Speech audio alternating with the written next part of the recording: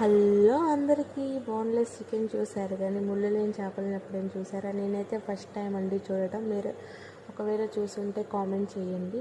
వీటిని వాటర్లో కొంచెం వాష్ చేసుకొని చిన్న చిన్న ముక్కలుగా కట్ చేసుకొని కొంచెం పసుపు, కొంచెం ఉప్పు, కారం తగినంత అల్లం పేస్టు, తగినంత కార్న్ పౌడర్ వేసుకొని 2 eggs కూడా